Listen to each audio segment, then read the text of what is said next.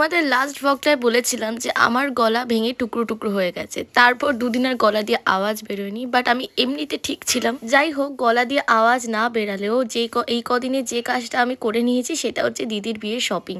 ভেবেছিলাম সরস্বতী পুজোর আগে সবটা কমপ্লিট করে ফেলবো, কিন্তু না, এখনও অনেক কিছু বাকি আছে। তো আমাদের শপিং ডে 2 এর এটা হচ্ছে ফার্স্ট পার্ট। কারণ একদিনে এত কিছু কিনেছি, এত দোকানে ঘুরেছি, সব কিছু দেখালে জগা খিচুড়ি হয়ে যাবে ব্যাপারটা। না তোমরা ভালো করে সেটা দেখতে পাবে, আর না সেটা বুঝতে পারবে কোথা থেকে কি কিনেছি। প্রথমেই আমরা চলে গেছিলাম ক্যানিং স্ট্রিটে। ক্যানিং স্ট্রিটে এই দোকানগুলো প্রচুর আছে, দুই দিকে সারিবদ্ধভাবে এরকম গোল্ডেন প্লেটেড গয়নার দোকান প্রচুর আছে। তো এখানে রিশুর মা রিশুর জন্য কিছু বালা দেখছিল, এগুলো স্পেশালি রিশুর মায়ের জন্যই দেখছিল। আমরা এরকম বাইরে নিয়ে গিয়ে দেখছিলাম, কারণ এখানে না একটা ইয়েলো লাইট লাগানো থাকে, তাতে একদম মনে হবে মানে সোনা এর কাছে ফেল, এত সুন্দর চকচক করবে। কিন্তু যখনই তুমি বাইরে সেটা পরবে সেটা কিরকম ম্যারমেরে দেখতে লাগে। তো আমরা মানে ন্যাচারাল লাইটে দেখছিলাম কালারটা অ্যাকচুয়ালি কেমন। আর এখানে বেশ সুন্দর নাথ টাইপের পাওয়া যাচ্ছিল। বিশেষ করে কেনার ইচ্ছে থাকলেও কিনতে পারিনি, কারণ হাতে অনেক কিছু লিস্ট নিয়ে এসেছিলাম যেগুলো আমাদের কিনতেই হতো। তারপর রাস্তা দিয়ে যেতে যেতে এই একটা দোকান দেখলাম যেখানে মেকআপ ভ্যানিটি ব্যাগ প্রচুর পাওয়া যায় আর অনেক ধরনের পাওয়া যায়। তো আমি কিছুদিন ধরেই ভাবছিলাম যে আমার মেকআপের জায়গাগুলোকে একটু অর্গানাইজ করবো, এত জায়গায় সারাতে যাই, ব্যাগটাকেও একটু চেঞ্জ করব। যার জন্য অনেক রকম পাউচ দেখেছিলাম, অনেক রেঞ্জের, 100 টাকা থেকে শুরু করে 1000 টাকার মধ্যে প্রচুর আছে। ইভেন শাড়ি আর ব্লাউজ রাখারও আলাদা আলাদা সুন্দর সুন্দর পাউচ ছিল। তো যাই হোক, এখান থেকে পছন্দ আমি করে নিয়েছিলাম। আর ইস্যু এখানে কিছু অন্য টাইপের ব্যাগস দেখছিল, ও বলছিল নাকি এই তোয়ালেটা ফ্রি দেবে এর সাথে, বাট সেটা অ্যাকচুয়ালি না, এটা জাস্ট ভরে রাখা হয়েছিল ব্যাগটাকে একটু বড়সড় দেখানোর জন্য। তারপর এখানে কয়েকটা জিনিস আমরা একদম কিনে নিই। তারপর এই পাউচগুলো খুব পছন্দ হয়েছিল আর আমরা সঙ্গে সঙ্গে বিলিং করিয়ে নিই। লোকেশনটা একটু বলি, ক্যানিং স্ট্রিটে যে মসজিদ গলি আছে ওই গলি দিয়ে ঢুকেই এই যে দোকানটা দেখতে পাচ্ছ, কি নাম বেশ, আমেরিকান টুরিস্টার। এই দোকানটার একদম সামনেই এই দাদাটা বসেন। একদম গলি দিয়ে সোজা এলে বাঁ হাতে এই দোকানটার সামনেই দেখতে পাবে খুব সুন্দর সুন্দর ব্যাগের, মানে মেকআপ ভ্যানিটি ব্যাগের অনেক কালেকশন। তারপরেই আমরা চলে গেছিলাম আমাদের কার্লিং আয়রনটা নিতে, কার্লার নিতে। একটা কাছে মোটামুটি একটা কার্লার আছে, কিন্তু আমি একটু সরু টাইপের চাইছিলাম, আবার খুব সরু যেটা সেটাও চাইছিলাম না। তো এখানে অনেক রকম VNG যে ব্র্যান্ডটা আছে সেখানকার অনেক রকম আমি কার্লার দেখেছি আগের দিন। এত কিছু দেখে আমি তো পুরোপুরি কনফিউজ হয়ে গেছি দোকানে গিয়ে। আর দোকানে আমি রিশুকে নিয়ে যাওয়ার একটাই কারণ, ওনা ভীষণ খুঁটিয়ে জিনিসপত্র দেখে। প্রথমেই আমরা এই সরু কার্লারটা দেখছিলাম, মানে ভীষণই সুন্দর ছিল এটা। এর সাইজটা একদম পারফেক্ট ছিল, আমি যেটা চাইছিলাম, না খুব সরু আর না খুব হেভি টাইপের কিছু। আর এখানে ও ভালো করে আমার চুলগুলোকে কার্ল করে দেখছিল, যদিও কালারটা একটুও গরম হয়নি। সব কিছু আমরা খুব তাড়াহুড়ো করছিলাম, মানে কয়েক সেকেন্ডের মধ্যে এত সুন্দর হয়ে গেছিলো। তারপর রিশু নিজের জন্য একটা কার্লার দেখছিল, আর এটা সেম ব্র্যান্ড।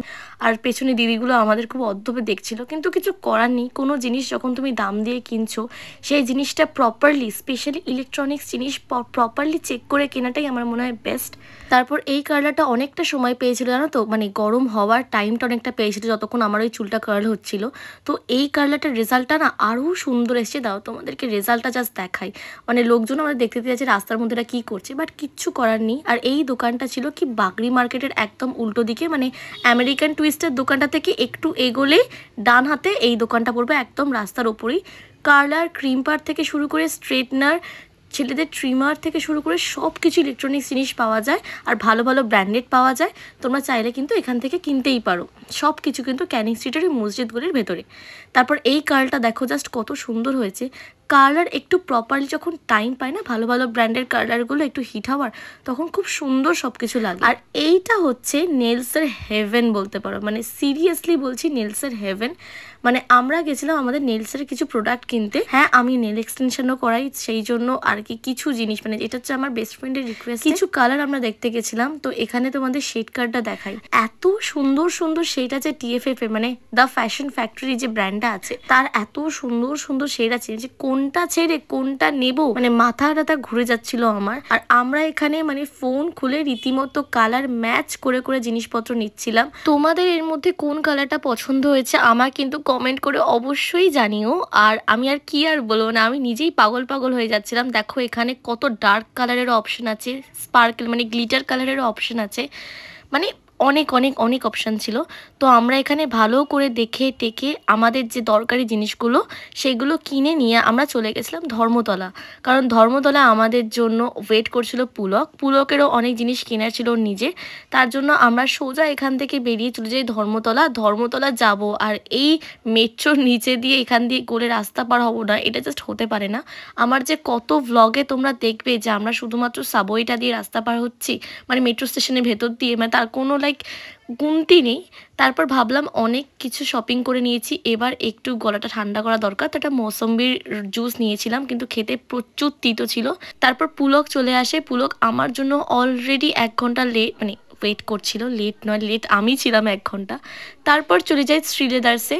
আর শ্রীলেদার্সের বাপরে বাপ, ছেলেদের কালেকশন দেখে তো আমার এখানেও মাথাটা ঘুরে যায়। আগে ভাবতাম ছেলেদের সেরকম কোনো কালেকশন হয় না, বা শ্রীলেদার্স দেখিয়ে দিয়েছে না, আমাদের কাছে সব রকম অপশন আছে, তোমরা পছন্দ করে শেষ করতে পারবে না। তো আমি এই জুতোটা পুলকে বলেছিলাম নিতে, ওর ব্লুটা বেশি পছন্দ হয়েছিল। বাট জানি না কেন এই স্যাপ গ্রিন কালারটা আমার প্রচণ্ড ভালো লাগছিল, তো আমি বললাম যে তুই এটা ট্রাই করতে পারিস। তারপর তোমাদেরকে ছেলেদের জুতোর একটু কালেকশন দেখাই। এগুলো কিন্তু সব স্টোর কালেকশন, মানে এখান থেকে যদি স্ক্রিনশট নিয়ে তোমরা শ্রীদাসে গিয়ে দেখাও যে এই জুতোটা চাই, তোমার 90% মানে গ্যারেন্টি তোমরা সেই জুতোটা পেয়ে যাবে। কিন্তু অনলাইনে শ্রীদাসের ওয়েবসাইট বা শ্রীদাসের ইনস্টাগ্রাম থেকে যদি কোনো জুতো তোমার পছন্দ হয়ে থাকে, তুমি কিন্তু এখানে এসে 90% জুতো পাবে না তোমার যেগুলো পছন্দ হবে। তো স্টোর কালেকশন দেখে সবসময় নেওয়া উচিত। আর এখানে আমি একটা হিল দেখছিলাম, বাট হিলটা না খুব একটা কমফোর্টেবল ছিল না, জানি না কেন, বাট দেখতে মানে কালারটা ভীষণই মিষ্টি ছিল। তো এখানে রিশু এটা তুলে রাখলো খুব সুন্দর করে। আর এই যে পুলক এখানে ঘুরে বেড়াচ্ছে, মানে ও আমার জুতো কেনা হয়ে গেছে, আমার কোনো কাজ নেই, এবার আমি ঘুরে বেড়াবো। তারপর আমার কিছু হাই হিলস পছন্দ হয়েছিল, মানে এইটা রিশুর পছন্দ ছিল। তো আমি ভাবলাম ঠিক আছে আমি একটু পরে দেখি। আর স্লেদার্সের 3 নম্বর সাইজ আমার পায়ে একদম ঠিকঠাক হয়, আর এটা ছিল 5 নাম্বার। বুঝতেই পারছো প্রচুরটাই বড়, মানে পা একদম সামনের দিকে চলে যাচ্ছে। তারপর আমরা একটা হাই হিল ট্রাই করেছিলাম, বাপরে বাপ, এই হিলটা যা মারাত্মক দেখতে আর সেরকম আনকমফোর্টেবল পরলে, মানে কি বলবো। শ্রীলেদার্সে আমাদের পছন্দ মতো কোনো জুতো না পেয়ে পুলকের একটা ক্রক্স দেখতে এসেছিলাম নিচে। আজকের ভিডিওটা এই শপিং অবধিই থাক। নেক্সট ব্লগে কিন্তু বডিকন ড্রেসেস দেখতে পাবে, মানে অনেক কিছু দেখতে পাবে নেক্সট ব্লগ। আর কী কী ফাইনালি কিনলাম সেগুলোও দেখতে পাবে। দেখা হচ্ছে পরের ব্লগে। Tata, by.